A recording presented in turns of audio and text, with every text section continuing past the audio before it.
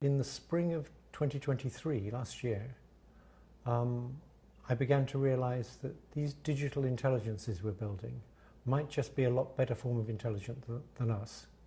And we had to take seriously the idea they were going to get smarter than us, and maybe within the next 20 years or so. And so we needed now to think seriously about, could we control them? Before that, I thought it would be much longer, and so we didn't need to worry about it right now. And many people still think they're just statistical tricks and they don't really understand what they're saying. I think that's quite wrong. So I came out and focused on the existential threat, that is the idea that they'll take over from people, because many people were saying it was science fiction, and I no longer believe it's science fiction. You alluded to it earlier, but just remind us how quickly this technology is moving, in your opinion. It's moving very fast. The best way to understand how fast it's moving is to look at what it was like 10 years ago. 10 years ago, if you told people that today we would have a language understanding system where you could ask it anything at all and it would give you an answer about as good as a not very good expert, people would have said, no, we're not going to get that in 10 years. That's crazy. People have been working on natural language processing for 50 years and this would be a huge advance. Well, we're there. So what we're going to get in 10 years' time is plausibly that difference again, and that's going to be superintelligence. So my guess is there's a 50-50 chance that we'll get it within the next 20 years. Almost every decent researcher I know believes that in the long run it'll get more intelligent than us. It's not going to stop at our intelligence. A few people believe that, but because it's training on data from us at present. But most of the researchers I know are fairly confident it will get more intelligent than us. So the real question is, how long will that take? And when it does, will we still be able to keep control? And the possibility of it being smarter than us or smarter than us in the not too distant future, what is the determining factor of that? Well, what we know is that as you make these things bigger, they get smarter. So if you take something like GPT-4, which is bigger than GPT-3, GPT-4 is quite a lot smarter. It answers a whole bunch of questions correctly that GPT-3 would get wrong. We know that if you make it bigger still, it's going to get better.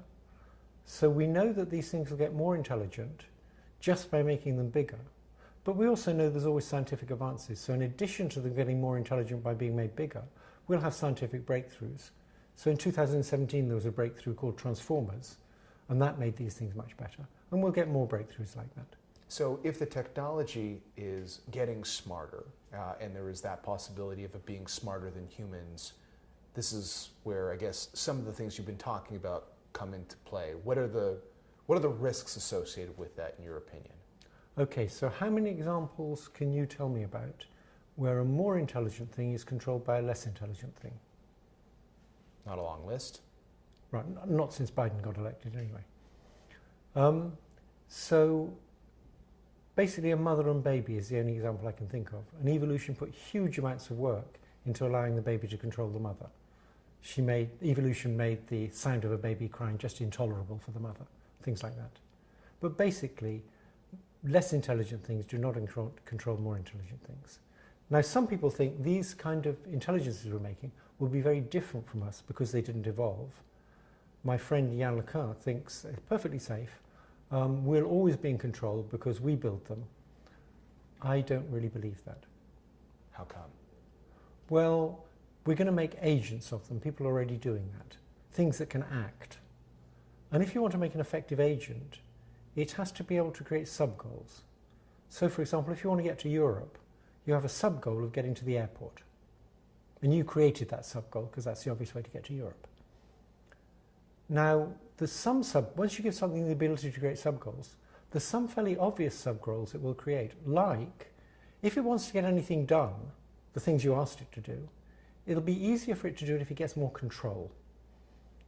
And so it will create the sub-goal of getting more control. It could still be benevolent, but that's already a bit worrying.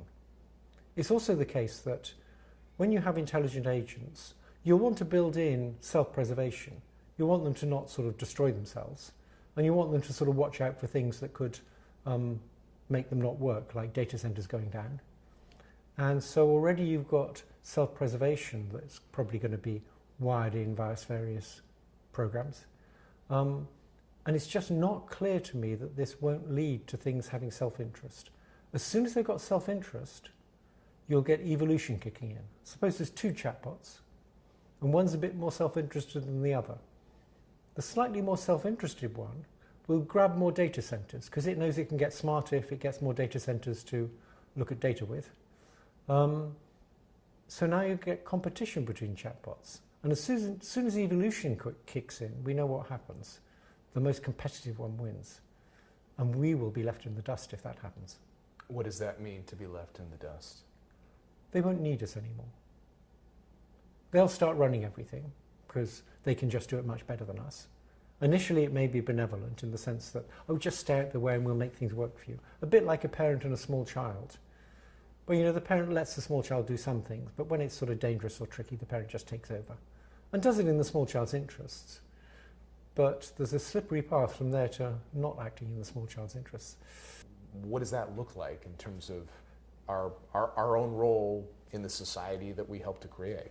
Nobody really knows. We've never confronted this before. We've never had to deal with things more intelligent than us.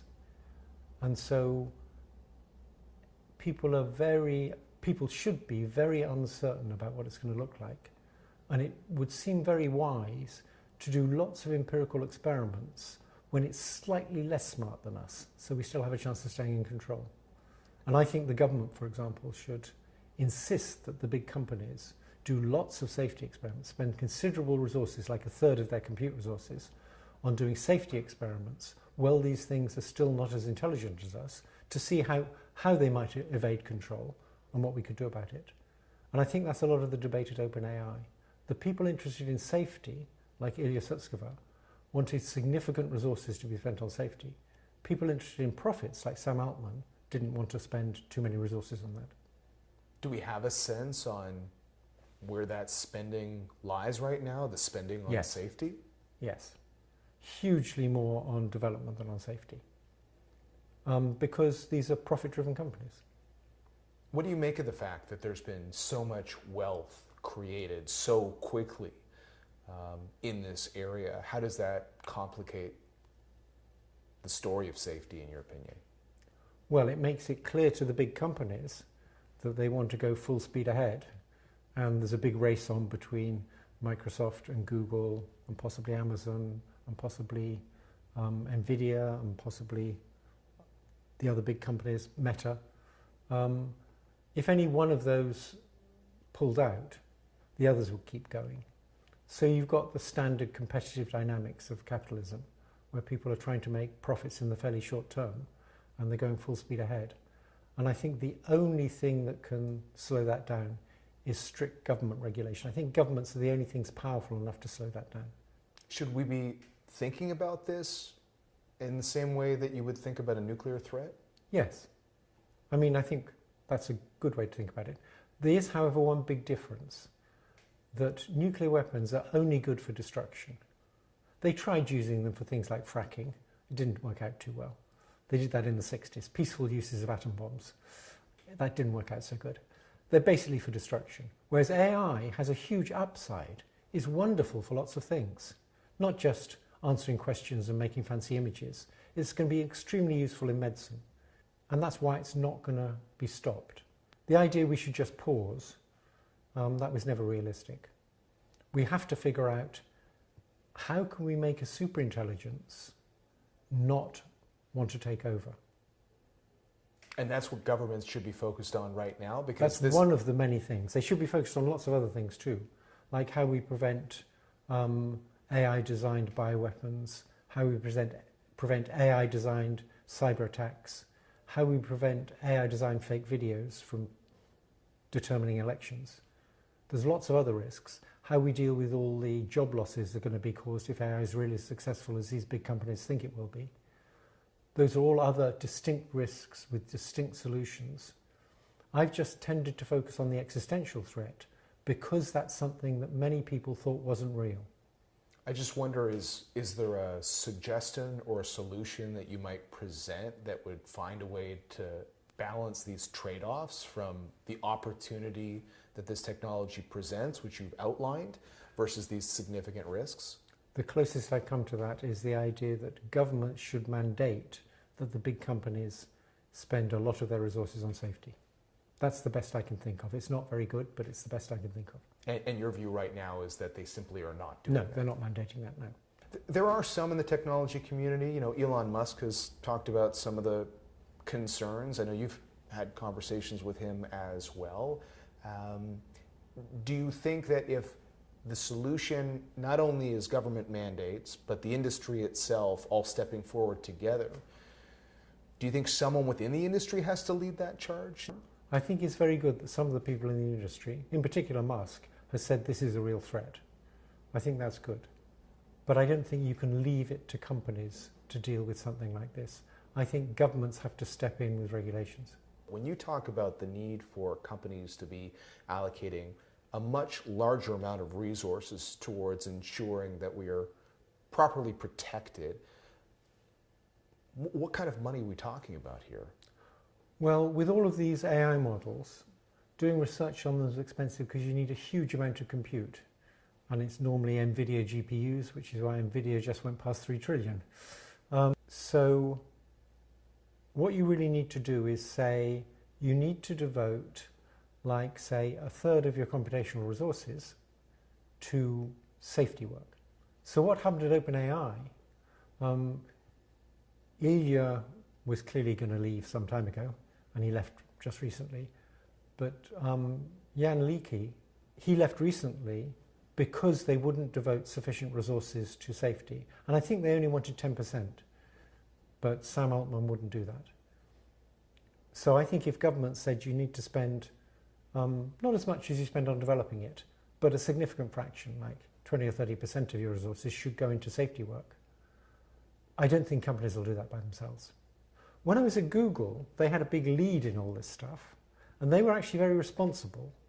They weren't doing that much work on safety, but they didn't release this stuff because they had a very good reputation, and they didn't want to besmirch their reputation by chatbots saying prejudiced things, for example. And so they were very responsible with it. They used it internally, but didn't release chatbots to the public, even though they had them. But as soon as OpenAI used some of the Google research on transformers to make things as good as Google had, and actually tune them up slightly better, then Google, and give them to Microsoft, then Google couldn't help getting involved in an arms race.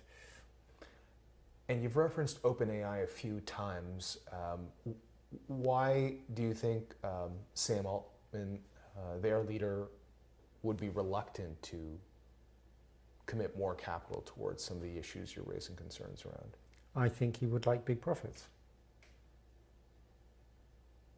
And the temptation of that, whether it's OpenAI or any large company, is too big an opportunity to ignore? My view of how things ought to be organized is capitalism's produced a lot of goods for us. The people trying to make money are very inventive. That's fine as long as there's regulations that stop their inventiveness leading to very bad things. So, for example, big pharmaceutical companies, they shouldn't be allowed to peddle addictive drugs, particularly say they're not addictive. Big oil companies shouldn't be allowed to produce all that carbon dioxide. We need government regulation to make sure that in developing new stuff to make profits, we don't also develop harmful things. Are you, at the end of the day, as concerned as you are, optimistic that we can find a way forward that is a good one for humanity? I'm kind of 50-50 on that. I have friends who think we're more likely than not we'll find a way forward because people are very ingenious, but superintelligence is very ingenious too. So because there's other people who think 50-50 will be exaggerating it, I think it's maybe less than 50-50. I think we've got a better than even chance of surviving this. But it's not like there's only a 1% chance of it taking over. It's much bigger than that.